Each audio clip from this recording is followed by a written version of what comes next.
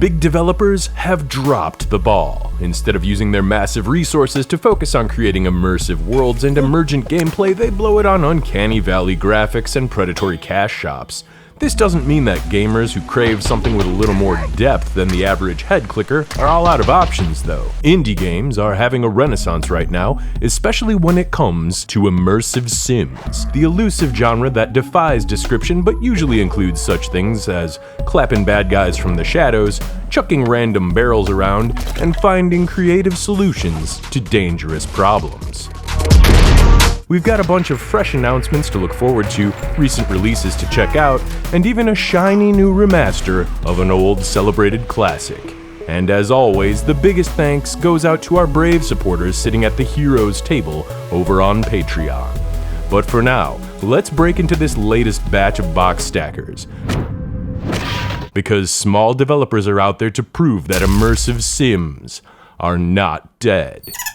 My name is Boss Sauce. And I'm Rollincoons. And together, we are the Two-Headed Hero.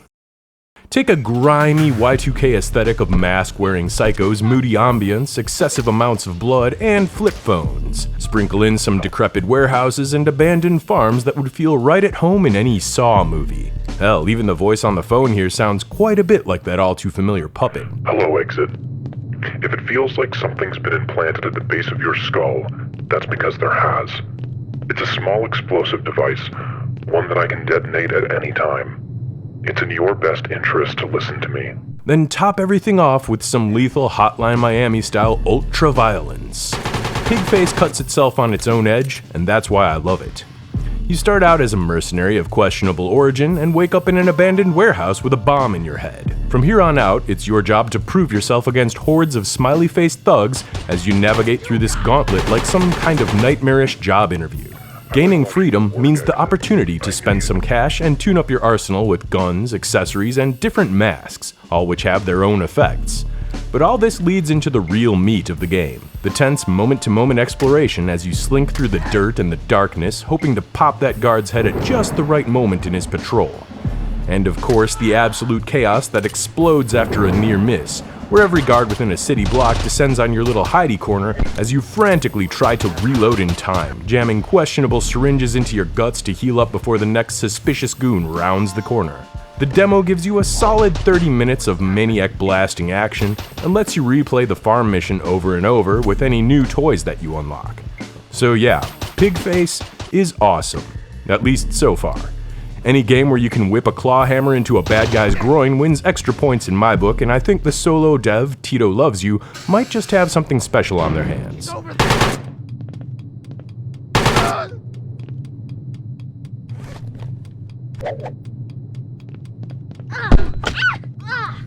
Although it looks more like a lo-fi Resident Evil 7 on the surface, Synthesis of Corruption somehow ended up under the Immersive Sim label during my last search. But after spending an hour crawling through its headcrab-infested vents, I think it's safe to say that this love letter to survival horror and Half-Life is right at home on this list.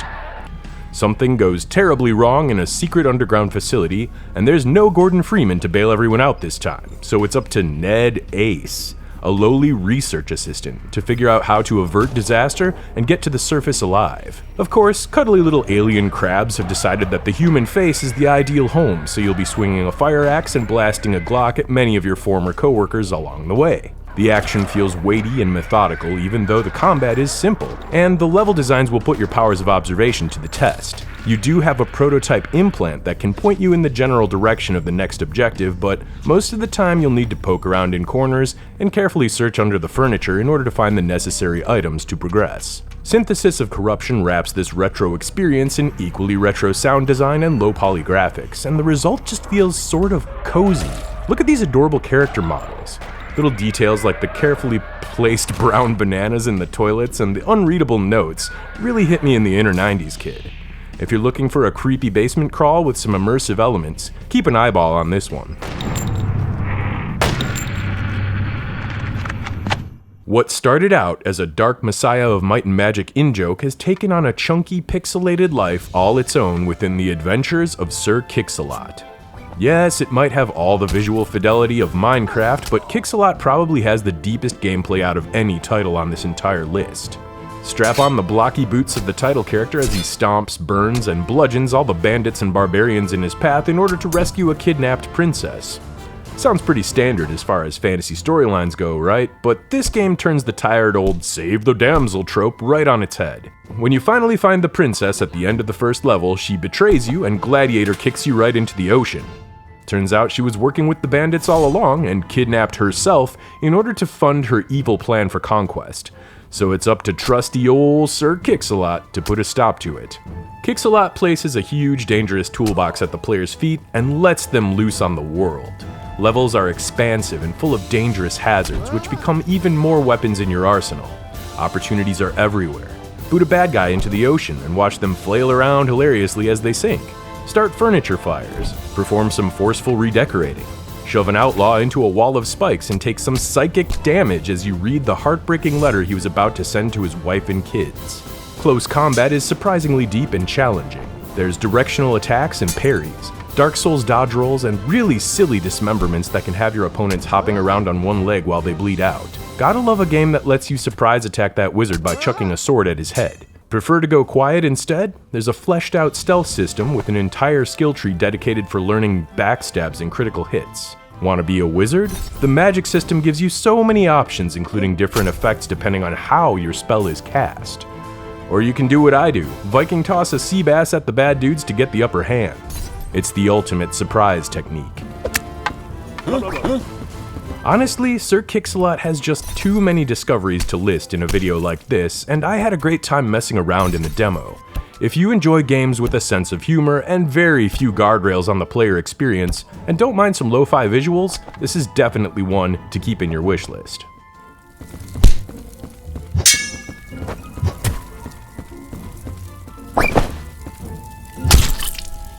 I'm not sure how to pronounce mrak. Is the silent? But this upcoming immersive shooter from solo developer Brie has a lot more to it than strangely placed exclamation points. The game's loosely told story takes place in an alternate 2003, where Japan was absorbed into the Soviet regime. You play as a nobody in a nondescript Hokkaido apartment. In order to pay off your insurmountable debts, you agree to inject a bunch of questionable nanomachines from a mysterious organization and become a tool for wet work. Yeah, sure, the game's black and white wireframes might make it look like a depressed version of Tron, but once you scrape past the surface, mrak becomes a tense, stealthy shooter that challenges the player to leap between monolithic buildings. The real trick here lies in figuring out creative routes to get to your assassination targets, taking down or avoiding the numerous patrols along the way. Combat is really tense, reminding me a bit of something like Escape from Tarkov or Stalker. Silenced weapons, corner peeks, and smart ambushes are needed to win the day here. The hard-suited guards can take more than one headshot, and when they run off to raise an alarm, you can expect commando teams to helicopter in and drop directly onto your head.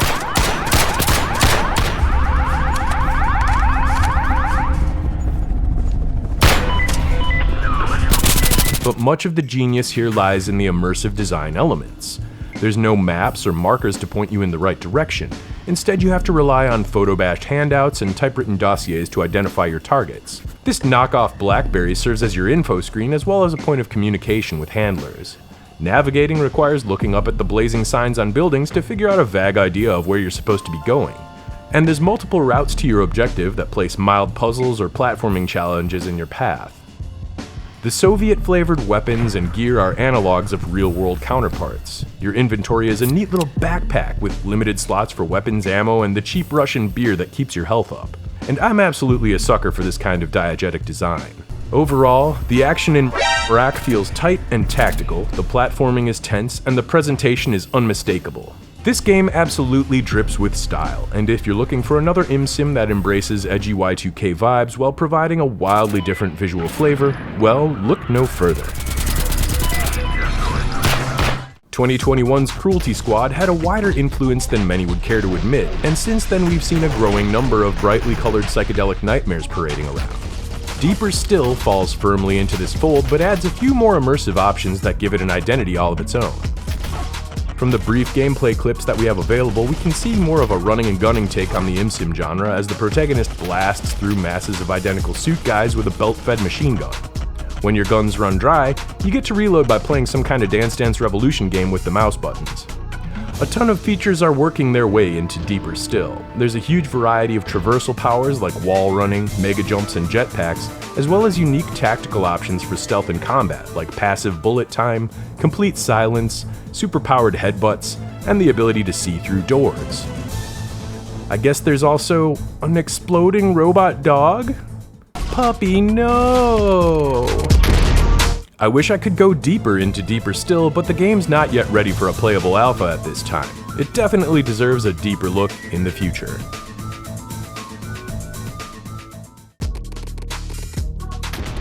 Project Silverfish recently released into early access, and I'm really glad it did. Special thanks to community member Masonator for pointing this out and connecting me with a review key for this one. The Stalker series has long been a lighthouse for open-world emergent gameplay, and it's quite apparent that this is the type of experience solo developer Cirrus the Dragon hopes to expand upon. In Silverfish, mankind has long been dead, and sentient furries now populate the planet. You start by choosing out one of several fursonas, or making your own, before diving into a short tutorial mission. There's a great amount of body control. Your furry commando can peek, mantle, and crawl with the best of them, and sneak up on unaware bandits to deliver a lethal bonk. Hardcore shooter elements like a massive weapon selection with different ammunition types and a camouflage system all go hand in hand with the huge wasteland maps, which are filled with all manner of loot, secrets, and hidey holes. Taking on vague Tarkov-style quests from the faction in the observatory helps to supplement your income, which in turn grants access to better guns and stronger armor. But still, rolling the abandoned shacks and warehouses for whatever scraps the previous tenants left behind will be your primary source of progression due to the barter system. Not everyone in this land is hostile. There's a detailed faction system at play here, and seeing skirmishes pop off between the different sides is a pretty common sight. Neutral soldiers will sometimes even trade with you for valuable artifacts, so it's worthwhile to check your targets before letting those bullets fly. Silverfish also has a bit of extraction shooter risk. If you meet your doom before dropping off your newfound treasures at the observatory, most of your items will be lost to the wastelands. The world is absolutely huge, and you'll need to pay special attention to your map and compass, if you have one, to avoid getting lost.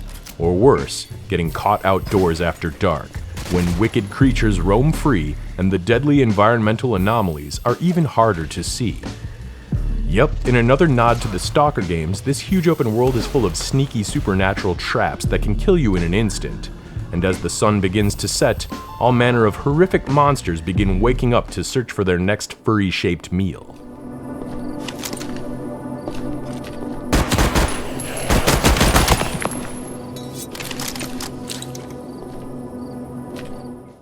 Currently, Project Silverfish is in early access, meaning that many of the maps and weapons are still planned for future updates and the storyline is not yet complete.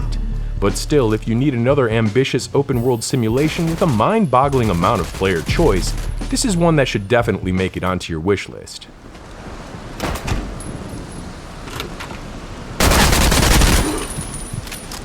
Finally, we get to the triumphant return of one of my all-time favorite MSims.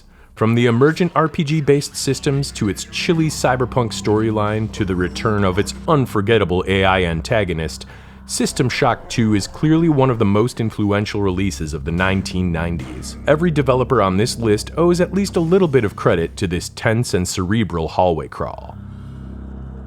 System Shock 2 starts off by throwing the player into basic training. Unlike in the first game where you play as a peerless hacker, here you're going to be playing as a member of a branch of the Earth military. You'll choose to either join the Space Army, Space Navy, or Psychic Soldier Forces, and then you'll have the opportunity to choose how each leg of your 5-year tour plays out. These choices all get text blurbs that explain how your year went and provide some starting skill bonuses to help shape your soldier to your preferred playstyle. But in Year 5, everything changes.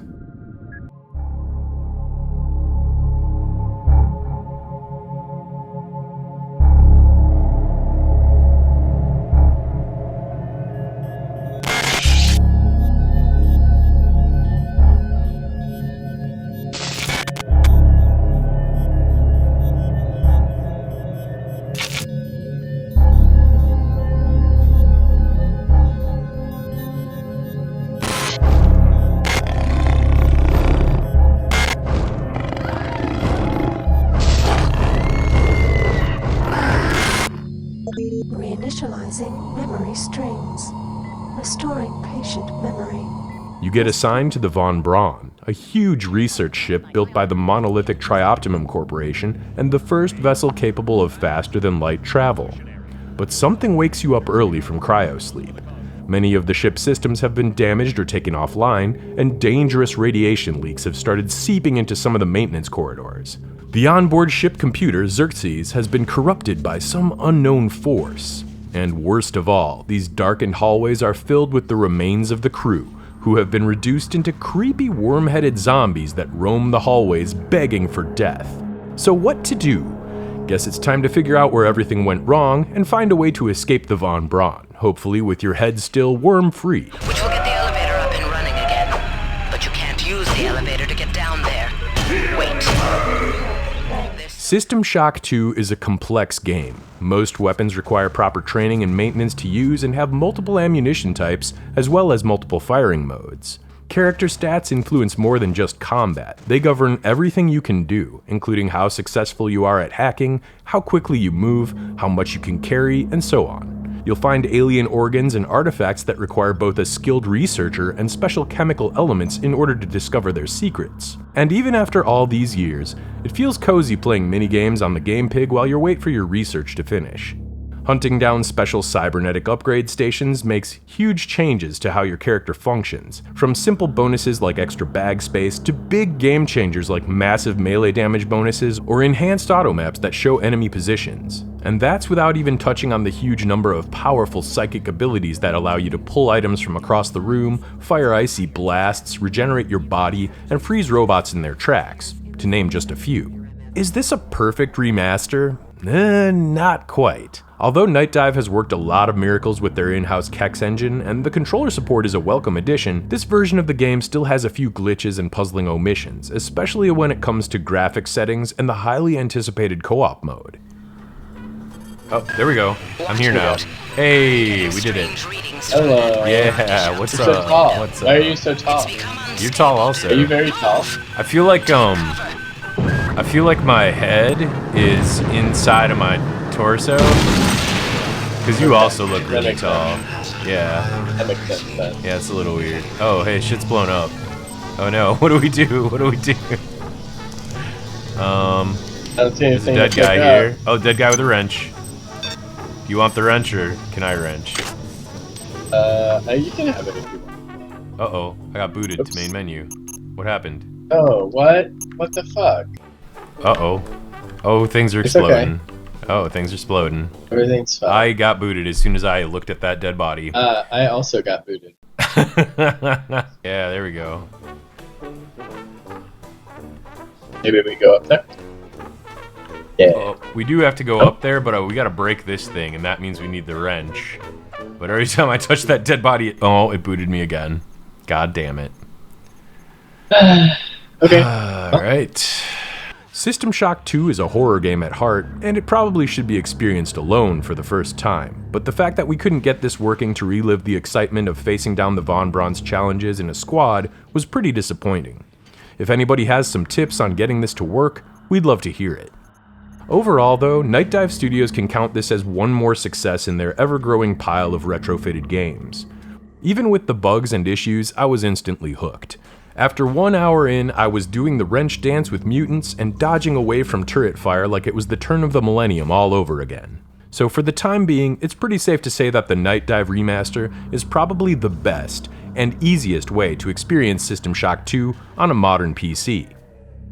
Just make sure that you watch out for the psychic monkeys.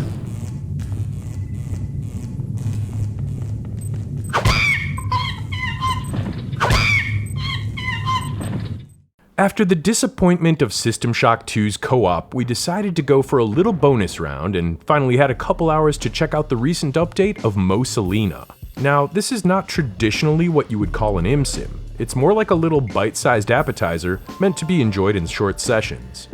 MOSA LINA is a unique physics-based roguelite that places players on a randomly chosen single-screen level with a couple of randomly chosen tools, and then challenges them to touch the fruit. After biting the forbidden berries, you'll need to make your way to the portal to complete the level. There's no real enemies to speak of other than gravity, but the levels themselves are made of a variety of building blocks and traps that all play by different rules of their own. So trying to figure out how a stage can be cleared with the random tools you've been given becomes the central challenge of the game. The other challenge of the game is figuring out what each of the mysterious tools even do, and how best to leverage them. Some are pretty straightforward, like a gun that fires lightweight boxes you can stand on or jump off of. Others, like the gun, have hidden uses that are only revealed by experimenting. A 2-player co-op mode coincided with the game's Nintendo Switch release last month, which also added a wealth of new level layouts and tools, and this makes the game into some chaotic and challenging fun. You're gonna die, a lot, but you'll also laugh at every stupid and avoidable death, and the simplistic format really makes each hard-fought victory feel super satisfying. Yeah, okay. But then how the fuck do we get... I fling you. Like, my gun's gone. Oh, your gun's gone, but mine's not. So jump in that portal. And yeah, okay. And then I'll go here. Oh. Okay. I'm rooting for you. Yeah, it's tricky. Okay. Up. Ooh. Up. Hello. Oh, then so you just need to time it Boom. and die. Oh! Is this an immersive sim? Well, you're provided with a variety of tools, an open challenge, a clear goal, and almost no restrictions on how you go about accomplishing it. So you might argue that this is an immersive sim just distilled down to the bare minimum components. What do you think? Right then. Right. Mobilize in a unicycle. Here we go. We just need more unicycles. Yeah. So if you've gotten this far in the video, we appreciate you taking the time out of your busy day to hang out here with us. Are there any more ImSims that we might have missed? Talk to us in the comments. Or you can always rehash the decades-long argument about what constitutes an immersive sim. That's a fun one to see. But if you want to help keep our channel going, the best way to do so is by joining the Heroes Tavern over on Patreon for as little as $1. Early video access, bonus materials, and special Discord roles are just some of the benefits you'll reap by supporting our efforts directly. Plus, you'll get your name boastfully announced in the credits, like the brave champions here: Wolfgang Bristol, Adam Uselman, Jaduzable, Yaroslav Rybaki, Jim DiFrancesco, Vulpes, Cameron Ferment, John Williams, Mirek Hotovi, San Lunette, Thorben Pelzer. Don't have any spare change today? No worries, my friends, you can still help us out by slapping the old like and subscribe buttons down there, share this video with your box stacking buddies, and turn on notifications to find out when the next roundup or review rears its ugly head. We're inching close to 10,000 subs, and it would really make my year to hit that goal. Also, we're working on a very large retrospective project right now, so I'm sure you'll want to see that in the future if you like what we got going on here today. It's been really fun revisiting the indie immersive sim scene every couple months to see what crazy new games are being dreamed up, and I'm glad we can take this journey together. And if you want to put even more ImSimmy goodness on your radar, well, feel free to check out the full series playlist that should be popping up on your screen right about now. Thanks again for watching, and we'll see you on the next Two-Headed Hero.